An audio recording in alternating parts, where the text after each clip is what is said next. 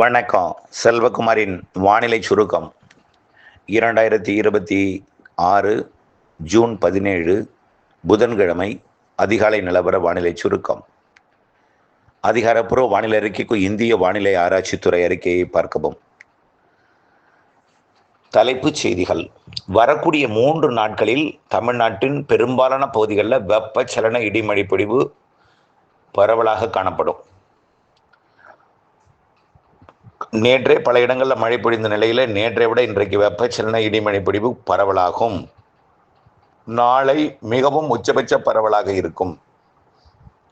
பாலக்காட்டு கணவாய், ஆரியங்காவு கணவாய், ஆரல்வாய்மொழி கணவாய் உட்பட இன்றைக்கு கொஞ்சம் ஆரியங்காவு கணவாய், ஆரல்வாய்மொழி கணவாய், பாலக்காட்டு கணவாயில் மழை பொழிவு நெருங்கும். அதாவது வெப்பச்சலன இடிமழை பொழிவு வங்கக்கடலோரம், திருவள்ளூர் கடலோரம் தொடங்கி கோடியக்கரை முனை வரைக்கும் தென்கடலோரமும் ஆங்காங்கே வெப்பச்சலன இடிமழை பொழிவும் அனைத்து உள் மாவட்டங்களிலையும் வெப்பச்சலன இடிமழை பொழிவு இருக்கும்.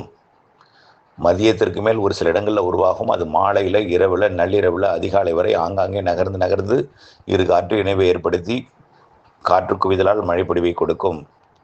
இன்றைக்கு 17ஆம் தேதியை விட 18, 19, 18 கொஞ்சம் நல்ல மழை இருக்கும். 17 போல் 19 இருக்கும்.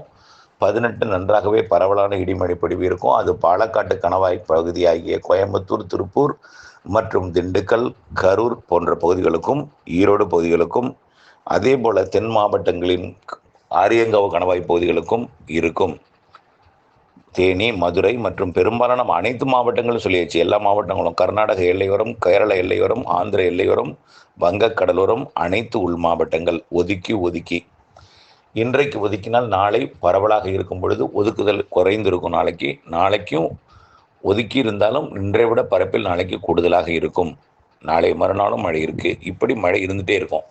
இந்த நேரத்தில் 18ஆம் தேதியிலிருந்து தென்மேற்கு பருவமழை மெல்ல தீவிரமடையும்னு சொன்னோம். கரண்ட 2 நாட்களாக ஓய்ந்திருந்தது. இன்னைக்கு மீண்டும் தொடங்கியிருக்கு. இன்றைய சாரல் உடுமலைப்பேட்டை தெற்கு, உடுமலை திருப்பதியெல்லாம் சாரல் வந்திருக்கு. அதாவது மீனாட்சிபுரம் அப்படியே உள்ளே வந்த சமத்தூர் வழியாக தெற்கே, அதாவது திருமூர்த்தி, அப்படியே மானுப்பட்டி போன்ற பகுதிகளுக்கு அந்த சாரல் வந்திருக்கும்.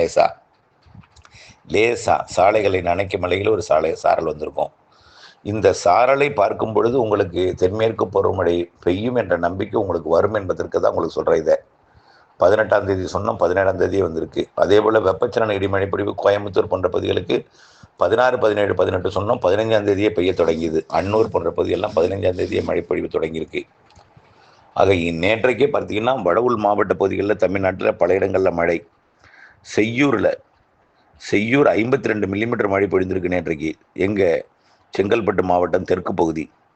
அதே போல் அதன் சுற்றுவட்டார பகுதியில் நல்ல மழை பொழிந்திருக்கு. உள்ளேயும் பார்த்தீங்கன்னா விழுப்புரம் மாவட்டத்தின் உள் பகுதியிலையும் 5 சென்டிமீட்டர் வரைக்கும் பல இடங்களில் மழைஞ்சிருக்கு. செம்மேடு அதன் உள்ள பகுதியும் தொரவாடி 42 மில்லிமீட்டர் மாரி. அதே போல் திருவண்ணாமலை மாவட்ட வடக்கு பகுதியிலையும் மழைப்பொழிவு.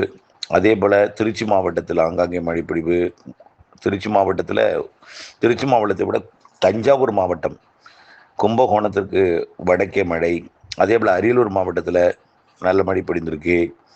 அதே போல் திண்டுக்கல் மாவட்டம், திருச்சி மாவட்டம் இணையும் பதில் வையம்பட்டி மற்றும் அதற்கு தெற்கே இருக்கக்கூடிய பகுதியெல்லாம் நல்ல மழை பொழிவு. புதுக்கோட்டை, சிவகங்கை இந்த மாவட்டங்கள் இணையும் பகுதி நல்ல மழை பொழிந்திருக்கு. திண்டுக்கல் மாவட்டம் இணையும் பகுதி. இன்னும் பல இடங்களில் கன்னியாகுமரியும் மழை தான்.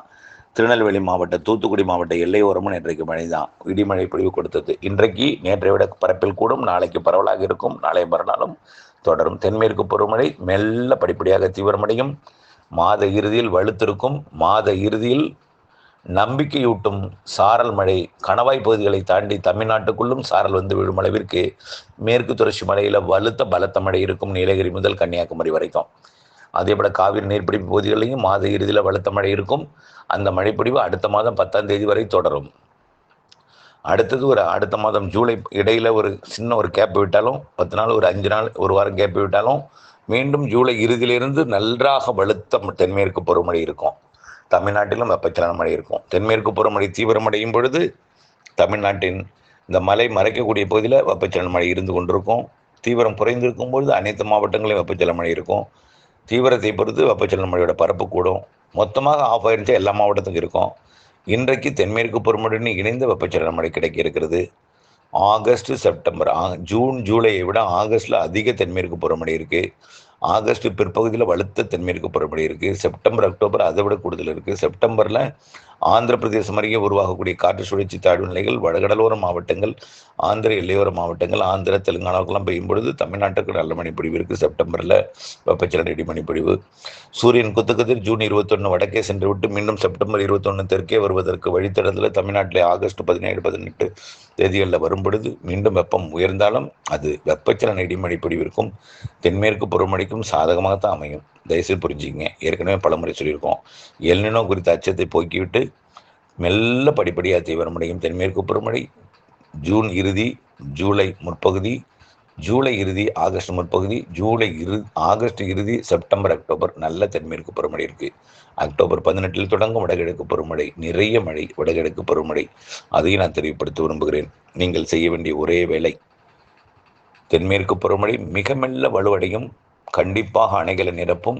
ஆகஸ்ட் இறுதியில் நிரப்பும். எப்பொழுதுமே ஆகஸ்ட்லாம் அணையை நிரப்பியிருக்கு. கடந்த வருடம் மட்டும்தான் ஜூன், ஜூலையில் நிரப்பியது. நல்லா புரிஞ்சுக்கிங்க. ஆடிப்பெருக்கு கூட தண்ணி திறந்து விட முடியாமல் ஆடிப்பெருக்கு கொண்டாட்டத்துக்கு மட்டும் 2000 கனடி, 1500, 3000 கனடி வரைக்கும் திறந்து விட்ட ஆண்டுகளும் உண்டு. 2000 கனடி வரைக்கும்.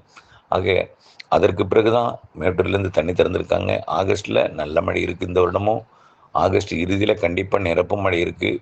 செப்டம்பர், அக்டோபர் அதை விட கூடுதல் மழை இருக்குது. தயவுசெய்து பொறுத்துங்க. வெப்பச்சலன இடிமழை பொழிவு இன்றைக்கு வரக்கூடிய 3 நாட்களுக்கு உங்களுக்கும் இருக்கும்.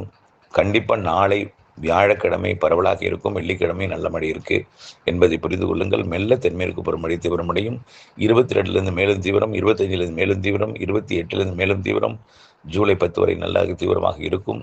ஆகவே அந்த தீவிரமே உங்களுக்கு ஒரு கை கொடுக்காவிட்டாலும் நல்ல மழை இருக்கும். உங்களுக்கு அணை நிரப்பல, குளம் நிரப்பல, ஏரி நிரப்பல, அணைன்னு தண்ணி வரலன்னு சொல்லுவீங்க. கண்டிப்பாக ஜூலை இறுதியில் நல்ல மழை இருக்கும். அப்போ கர்நாடக அணை மற்றும் தமிழ்நாட்டின் மேற்கு தொடர்ச்சி மலை அணை நிரப்பிக் கொண்டே இருக்கும். அதற்கு பிறகு மேட்டூர் அணைக்கு தண்ணீர் வரும். கர்நாடகாவிலிருந்து கர்நாடக அணை நிரம்பிய பிறகு அதுவே நல்ல மழை காத்திருக்கிறது. நம்பிக்கையுடன் இருங்கள். எல்னினோ குறித்த அச்சத்தை போக்கி கொஞ்சம் வெப்பம் கூடுதலாக இருந்தாலும் மாலை இரவு இடிமழை பொழிவுக்குத்தான் இந்த வெப்பம் என்பதை நினைவில் கொள்ளுங்கள். கண்டிப்பாக தென்மேற்கு பருவமழை தீவிரம் குறைந்திருக்கும் பொழுது வெப்பம் அதிகமாக இருக்கும். அங்கிருந்து குளிர்ச்சி தன்மை இருந்தால் வெப்பம் குறைந்திருக்கும். என்னென்ன காரணம், சூரியன் குத்துக்கதிர் வடக்கே வந்திருக்கிறது. இப்போ தென்மேற்கு பருவமழை தீவிரம் இல்லாத காரணத்தினால இந்த வெயில் அதிகமாக இருக்குது. அது மழையாக மாறும். மாலை இரவு நேரத்தில் வரக்கூடிய 3 நாட்களுக்கு பரவலாக கிடைக்கும் இடிமழை நாளைக்கு உறுதியாக கிடைக்கும் என்பதை அறிந்து கொண்டு வானிலை அப்டேட்ஸுடன் இணைந்திருக்க அன்போடு கேட்டுக்கொள்கிறேன். நன்றி.